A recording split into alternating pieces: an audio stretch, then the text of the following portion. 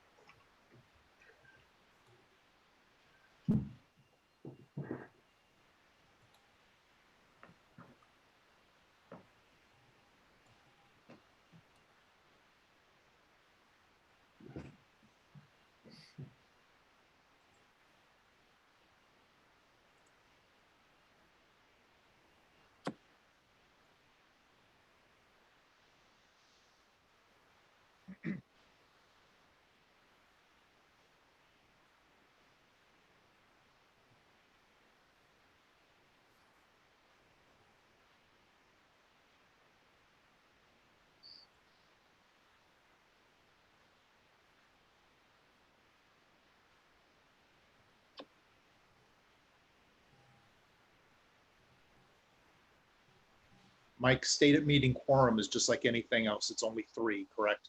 Correct. Yep. So as long as we have 3, we can start.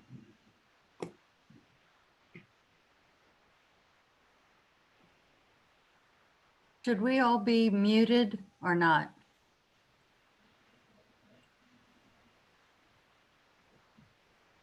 So if you have background noise, it's good to be muted, but one of the downsides of being muted is you have to make sure that you unmute yourself, or you can't make a motion, you can't second it, we'll just see your mouth moving.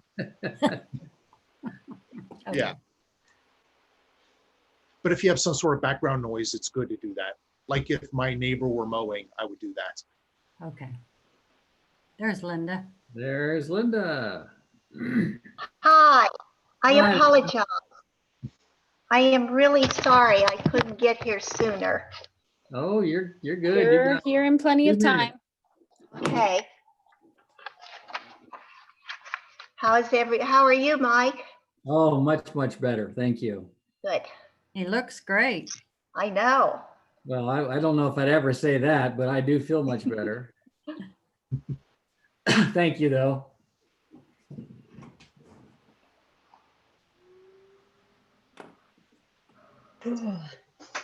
Jason, Yeah.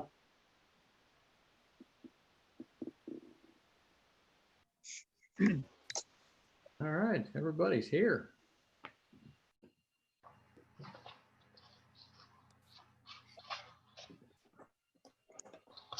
I'll be here.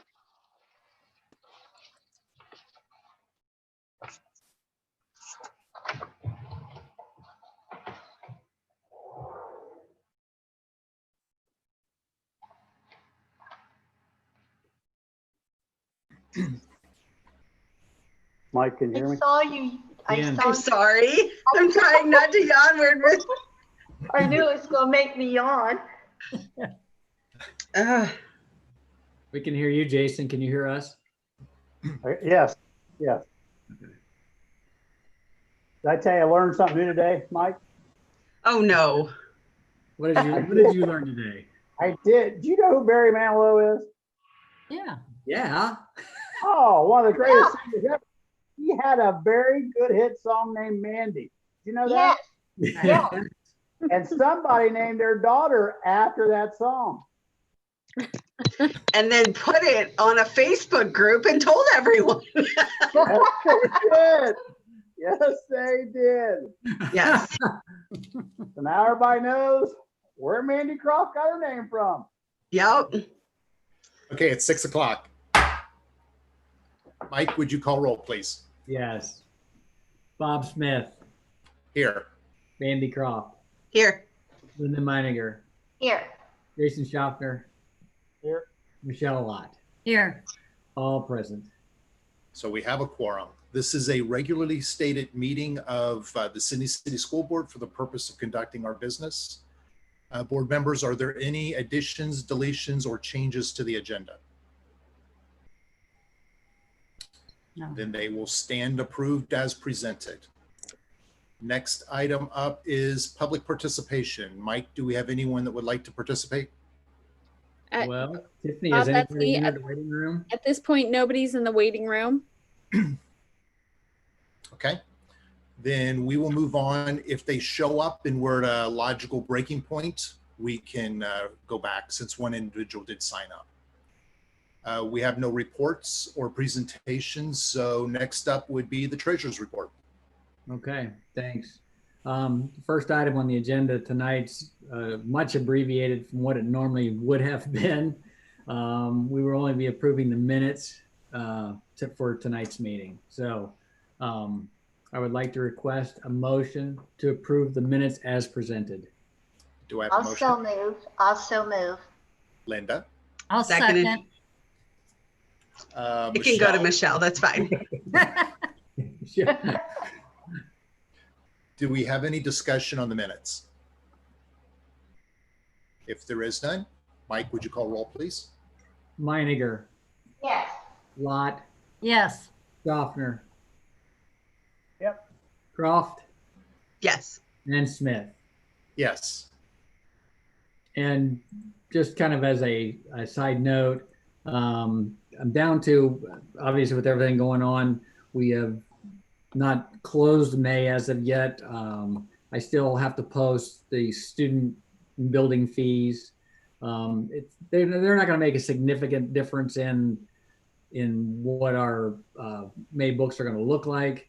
But you get towards the end of the year and students wanting to graduate and walk and all those kind of things, we collect a lot of fees. So I know like in high school, I was running their fees and they had a $20,000 month for student fees, which that's a pretty big month.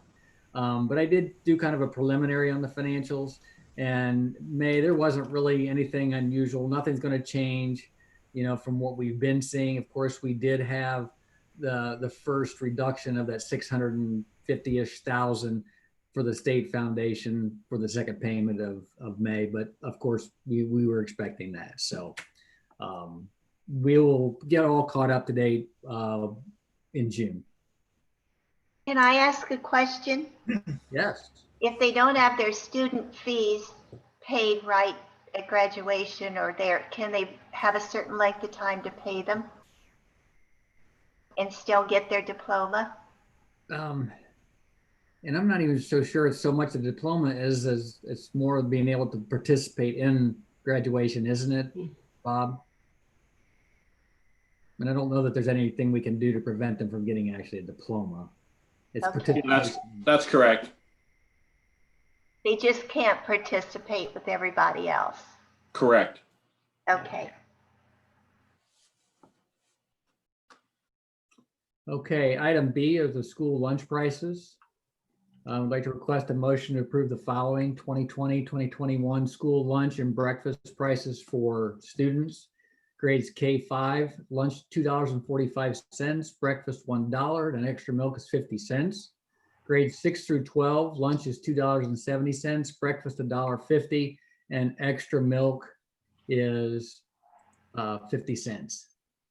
Do I have a motion? So moved. Jason, Seconded. Mandy. And Mike, these numbers are the same as the prior year, is that correct? Correct. Right. We tossed around the idea of making an increase this year.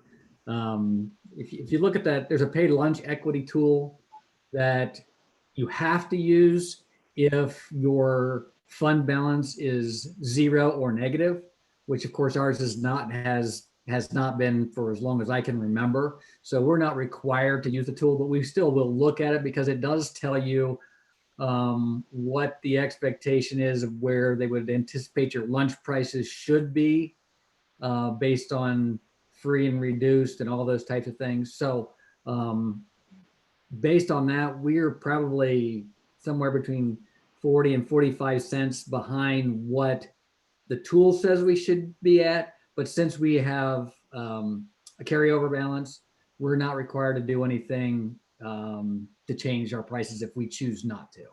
So these are the same prices that we had this past school year, and then we'll evaluate where things are at the end of next year. Any other questions? Mike, would you call roll, please? Schaffner, Yep.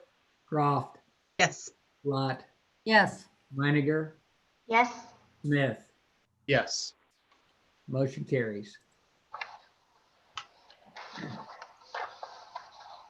Item C are the purchase services agreement with the ESC. It's a motion to approve the core services agreement and the following individual service agreements with the MRESC for next school year. And that is early childhood intervention specialist services at a cost of $96,843.28. Speech language therapist services at a cost of $212,478.57. Occupational therapist services at a cost of $130,602.27. And a juvenile court liaison services at a cost of $21,047.50. Do I have a motion? I'll move. Linda, I'll second. Michelle? The core services agreement, of course, we do every year just to it lists it's an agreement that lists the services that we anticipate using for the following year. And then we receive individual contracts or agreements for the services that we do end up using. The early childhood intervention, speech, language, and the occupational therapist, those are all related to preschool services. And then, of course, the juvenile court liaison is a service provided that we've had for years and years and years now with the ESC. Are there any questions? Mike, would you please call roll? Meininger, Yes, Lot, Yes. Croft, Yes. Schaffner. Yep. Sorry. And Smith. Yes, but I didn't have a vote. Never mind. Yes. I forgot to click the open. There we go. Thank you. Next item is a purchase services agreement with the Montgomery County Educational Service Center. I'd like to request a motion to enter in a contract with Montgomery County ESC to provide special education services for fiscal year 2021. Do I have a motion? So I'll move. move. Michelle? I'll second. Second. Linda? Montgomery County, the services that we've contracted with them primarily for the last several years are for our hearing impaired students. Do we have any questions? Mike, would you call roll? Lot, Yes. Meininger, Yes, Schaffner. Yep. Croft Yes. and Smith. Yes. Motion carries. Next item is the NWEA MAP renewal. I'd like to request a motion to approve the renewal of measures of academic progress, MAP, through NWEA at a cost of $37,375. Do I have a motion? So moved. Seconded. Mandy? I think this is our second renewal. So going into the third use of MAP, is that right, Brooke? Yes. And it went up about $1,200, I think it was when I checked. Okay. Not a significant increase. Do we have any questions? Were Mike, the would you- kids able to get their, well, they didn't get to do spring map testing, correct? Correct. Has MAP said anything about, given the situation as far as offering any kind of monetary cut for the services not being able to be utilized? Yeah, so when I reached out to our representative and emailed asking that very question, given that we're uncertain what next year could be like, or if we have to have an unforeseen close in the midst of a benchmark or prior to a benchmark, and they are not making any kind of prorations or anything like that for us. However, they are offering additional free services through 3-month period. So if you want to take advantage of them, you can, which for us is not a plus. So unfortunately, not at this time. Any other questions? Mike, would you please call roll? Schaffner. Yep. Croft. Yes. Meininger. Yes. Lot. Yes, Smith. Yes. Motion carries. I wasn't able to vote though. Oh, yeah. You clicked All the right. yes. Oh, I did early. Sorry. I jumped the gun. The next item are the temporary appropriations. I'd like to request a motion to approve the temporary appropriations for FY21 in the amount of 25% of FY20 appropriations. Do I have a motion? I'll So move. moved. I think that was Mandy and Linda. I really want a button. This is somewhat of a What is that? housekeeping. What does that 25% amount to? Oh, let's see. Oh, you asked me that question too quick. Just, Linda. just, I can tell you that. just approximately. Yeah, that would be approximately $12 million. Okay. And this is somewhat of a housekeeping item, if you would. We do every year at this time. It is to generate the appropriations needed to start the new year. And then we'll do final appropriations by the end of September. Do we have any questions? Mike, would you please call roll? Croft, Yes. Meininger, Yes. Schaffner, Yep. Lot, Yes, and Smith. Yes.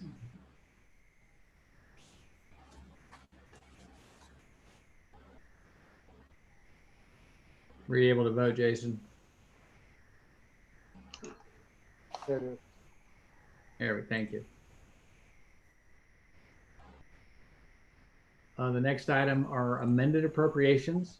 I'd like to request a motion to approve the following amended appropriations for fiscal year 2020, and then to authorize any other amendments as needed for the fiscal year end with approval by the superintendent. For the general fund, 001, we are going to decrease the appropriation for that object code by 600,000. For retirement and benefits, object code 200, we need an increase of 300,000. For the general fund purchase services, object code 400, an increase of 500,000. Termination benefits fund, fund 035, an increase of 10,000. Other state grants, fund 499, an increase of 1,000. For Title 6B IDEA fund 516, an increase of 60,000. For the bond retirement fund, funds 002, an increase of 250,000. And for the permanent improvement fund, fund 003, $30,000. Do I have a motion? So moved. So moved. Mandy, Second. Jason. It is not unusual each year at this time as we get to where our final expenditures fall for all the various funds that we have, that there'll be some variation from the original appropriations that we did at the first of the year. We'll note that especially like in the general fund specifically, you know, we've had increased purchase services than what we'd anticipated, which is reflective of the $500,000 increase in that.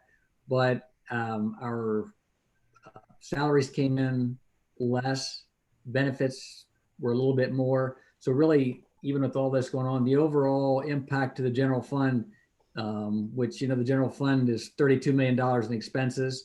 The overall impact of the changes in appropriations is only $200,000. So really, it's an insignificant percentage of the total. So I'm really not, you know, I'm not concerned with that. That's really actually pretty good. And then the others is just a function of the various things that have occurred throughout the year in each of those. For one, obviously, with what is going on, we had some severances and the termination benefits that we might not necessarily have had, if we hadn't had all the things going on. So, and some of the others they're just some housekeeping things to clean up to make sure that our appropriations are sufficient enough to meet the expenditures in those funds. Any questions? Mike, would you please call roll? Croft, Yes. Schaffner, Yep. Meininger, Yes. Lott, Yes. and Smith. Yes. Motion carries. And my last item is a transfer of funds. I'd like to request a motion to approve the following transfers: up to $50,000 from the General Fund 001 to Latchkey Fund 020 to fund current year expenditures. To transfer the balance of the OHSAA Tournament Fund 022 to Stadium Facilities Fund 018 at the close of fiscal year 2020. And $25,000 from the General Fund 001 to the Termination Benefits Funds, which is for severance 035. Do I have a motion? I'll so move. Linda, Second. Michelle,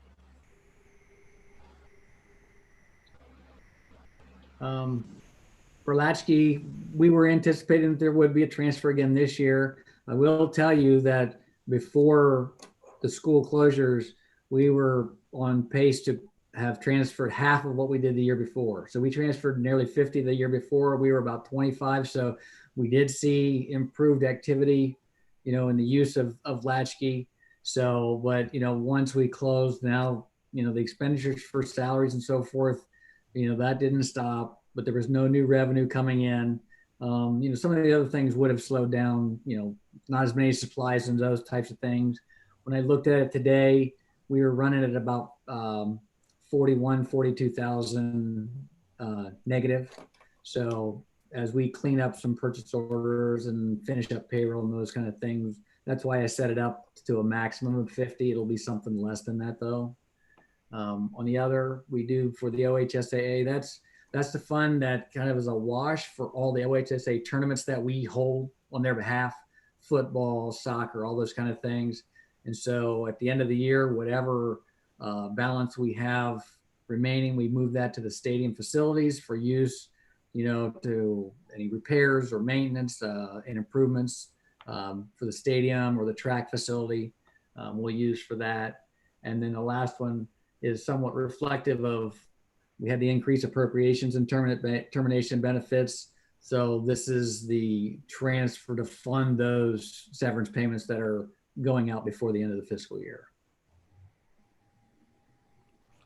So Mike, even with what happened in March, April, May, the Latchkey program still did about as well as it did the prior year. It was no worse. Yeah, I mean, maybe just slightly better actually than what Okay. it did last year. Mm-hmm. Well, that's positive to hear. Right. And actually we were able to use, I'm trying to think of that original funding we had this year. The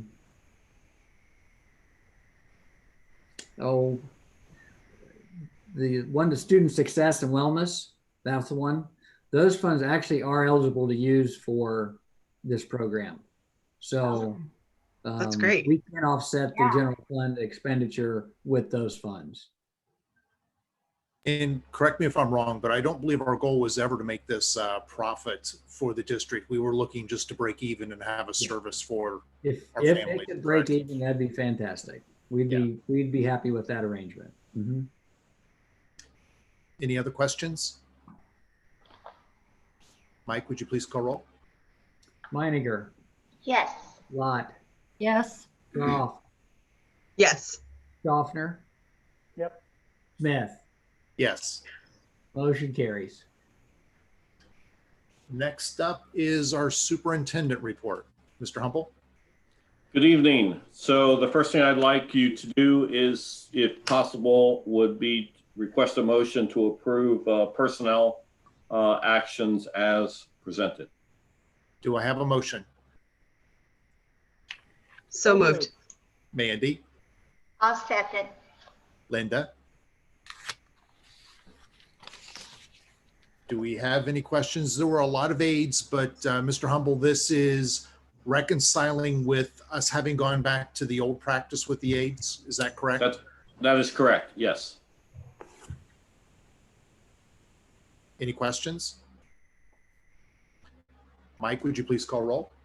Croft, Yes. Meininger, Yes. Schaffner. Yep. Lot Yes. and Smith. Yes. Okay, next I would request a motion to approve the Title I parent involvement policy along with the school parent compact adoption. Do I have a motion? So So moved. moved. Michelle? Jason? Can I ask exactly what that means? Sure, I'm going to let Brooke explain that a little better. So Linda, each year we are required by federal program guidelines to have a parent compact and also a parent involvement agreement. And so each of these just the involvement addresses steps that we take to bring parents in, whether it be open houses, parent teacher conferences, family engagement nights for our Title I buildings, things like that. And then the other reflects something that the parents see that agrees to. These are ways that we can get involved. And these are expectations that the school sets for my child. So we incorporate our PBIS expectations in there. So one is a little bit lengthier and the other one is not, but again, each just reflects that parent involvement in different ways. Okay, thank you. Hey, Brooke, You're welcome. Yes, do ma'am. do the parents still have to sign the compact or not? No, we just have to make sure that they have that. So what we do each year, eventually we'd like to find a way to go online with that, maybe with a final forms that just is for our Title I buildings. However, we send it home, the print copy still, each year with kiddos in their folders. Okay. Is there one, have we done one for the other elementaries? Yes, so we do it, yes, it's the same thing. What you're seeing is just representative of the other buildings, but yes, every, so Emerson, Longfellow, and Northwood each have their own. Okay.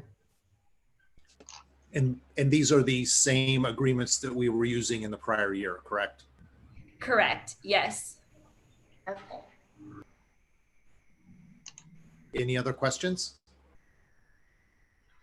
Mike, would you please call roll? Lot, Yes. Schaffner, Yep. Meininger, Yes. Croft, Yes. and Smith. Yes. Motion carries. Next, I request a motion to approve the authorization to participate in the federal lunch and breakfast program. Do I have a motion? Also move. Linda, I'll second. Michelle?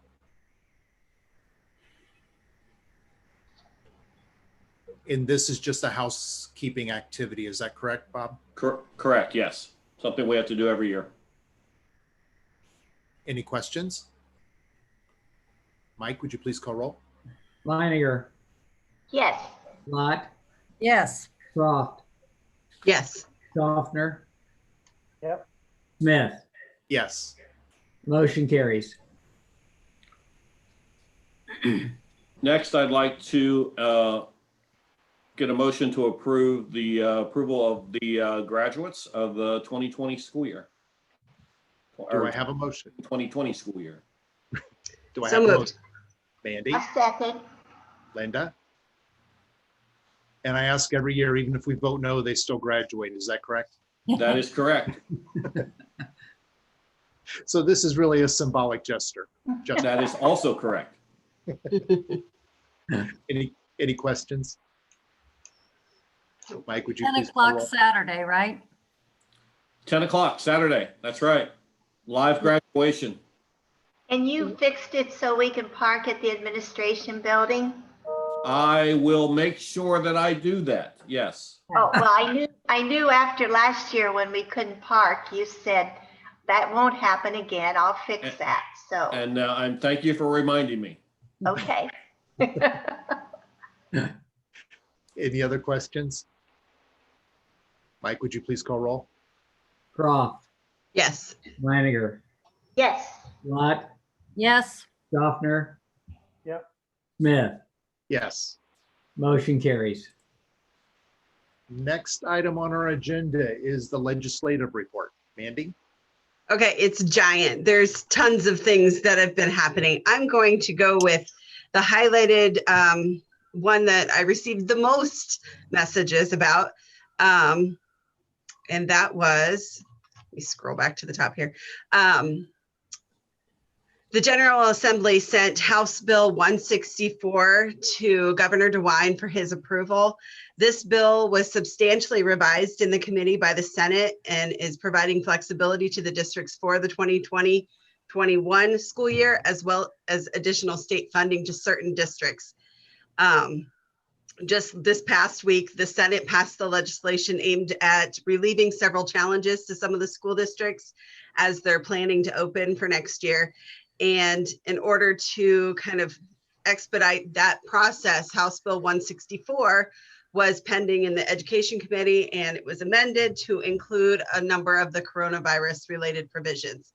Some of these provisions are also in Senate Bill 319, which was kind of happening at the same time. So there's like a mixture of both of these. And this kind of all came together with members of the OSBA, the OASBO, and the BASA. So all the professional organizations involved with the districts. Many of the items that had been requested on behalf of the districts made their way into this House Bill 164. And there are some new provisions that are in the bill that were not reflected in Senate Bill 319, but they are included in 164. So looking at some of the things like determining the promotion from fourth grade for fourth grade for the 2020-21 school year, rather than using the mandates under the third grade reading guarantee, grandfathering some preschool special ed teachers into some administrative rules, having blended learning models, allowing for it allows districts temporary authority for the 2020-21 school year to assign teachers to teach courses and grade levels for which they do not hold the subject area or grade band licensure, provided certain conditions are met. It actually adds school psychologists to the list of providers eligible to serve special education students electronically for this upcoming year. Provides payment to certain school districts to ensure that there's not a net funding loss greater than 6%. And I believe there were only 5 districts that pertained to, and they're listed on their website. Some other things, final course grade, end of course exam stuff, the principal evaluations and everything. So some of the things that we've already seen, but they've added measures for next year as well. Some other things, the Senate bill version of 164 has been sent back to the House of Representatives for approval of the Senate changes. So we've got some dual things happening. There was also approval from the House for House Bill 481, including a distribution of the coronavirus aid, relief, and economic security, the CARES Act funding to local subdivisions and businesses. And they have some language in there to freeze state employee pay increases for 2021, and also contains the original provisions that authorize state-owned real estate property. There were several other things. I'm trying to scroll here and look for some of the highlights. No, let's see. The House bill passed House Bill 679 It established and modified the requirements regarding the provision of telehealth services for school psychologists, speech language pathologists, occupational therapists. There was also the House passed House Bill 436, requiring professional development for screening and intervention for children with dyslexia, requiring school districts to establish a structured literacy certification procedure, and requiring districts to employ specified ratios of structured literacy certified teachers. The Senate rejected House changes to Senate Bill 310. This was the one that was amended into 481, which is on its way to DeWine. So we'll hopefully get an update here with that one. There was testimony just talking about some of the things as far as what's going to happen with next year and trying to make sure that we have things worked into Senate Bill 319 to help with whatever the schools might need as we go back. And I think those are my summarized things. There was a lot of activity, but those were kind of the highlights that kind of were important to what was going on with everything now. Thank you so much. Any questions? Thank you. Next item is our UVCC report. Michelle? All right, on May 26th, 8 of the 11 board members met in person while the other 3 met virtually. We began the meeting with an executive session to consider compensation of public employees. Once the public meeting began, Dr. Luce gave her report. She mentioned that the UVCC was selected by the Skills USA as a model of excellence. The award recognizes the exceptional integration of personal, workplace, and technical skills into Skills USA chapter activities. The top 24 chapters will be evaluated in June for top honors. The final 3 schools will be recognized on the 26th of June during the National Leadership and Skills Conference virtual recognition session. Dr. Luce stated that the virtual convocation was well received. She mentioned that the UVCC will be offering online summer school for seniors to be able to finish their requirements to graduate, for juniors to complete work to be able to move on to their senior coursework, and for sophomores coming in for credit recovery. Mr. Gibson, the Director of Operations, will be opening bids on the replacement of the clock and PA system. And there was a special meeting on June 10th to approve the bid, which I'll mention in a few minutes. Mr. Fraley, the treasurer, gave his financial report. He said regarding the general fund, UVCC was held harmless from the state's budget cuts due to the maintenance of effort agreement we have with the ODE and the federal government for the Perkins dollars. However, the adult ed was not held harmless from the state budget cuts, and they did lose about $10,482, which is 14.71%. Most of the adult ed programs are doing okay with the exception of HVAC and the customized programs. The enrollment just hasn't been there, and the customized programs, this was year 1 of the current staffing method. Then the board approved the revisions to and the additions of 14 board policies and regulations. They approved 8 donations. The board discussed proper compensation for the next school year, including benefits. UVCC is not a member of the bargaining unit, so it's up to the board to decide each year their salaries and benefits. We voted to hire 1 new teacher and to renew 56 teaching contracts and accepted 1 resignation. Then we went into executive session to discuss the superintendent's evaluation. The June 10th meeting was only 22 minutes long, and Dr. Luce explained the revisions of the proposed policies and regulations that pertain to Families First Coronavirus Response Act, which will only be in effect until the end of the year. Dr. Luce has been in conversation with Dr. Acton and the Lieutenant Governor John Husted regarding social distancing and how that could affect career tech schools. The biggest hurdles would be busing and the number of students allowed in a lab. She was told the final document should be coming out within a few weeks. The board voted in favor of granting a 1.5% increase on the base salary. We also approved entering into a contract with Sidney Electric Company and approving their bid for the replacement of the PA and clock system in the amount of $251,895 with a 7% contingency totaling $17,632.65. The board approved 2 supplemental contracts and accepted 1 resignation. That's it. Wow. Thank you. Do we have any questions? Thanks, Michelle. Before we move on, Tiffany, did the individual who had asked to participate, did they show up? You're muted. No, no one showed up. Okay, then we will move on. At this time, I know of no reason that we would go into executive session. Is there any? Hearing none, I would entertain a motion to adjourn. Also move. Linda, I'll second. Michelle, any conversation? Mike, would you please call roll? Meininger, Yes. Lot, Yes. Croft, Yes. Schaffner. Yep. Smith. Yes. Motion carries. Thank you all and have a great night.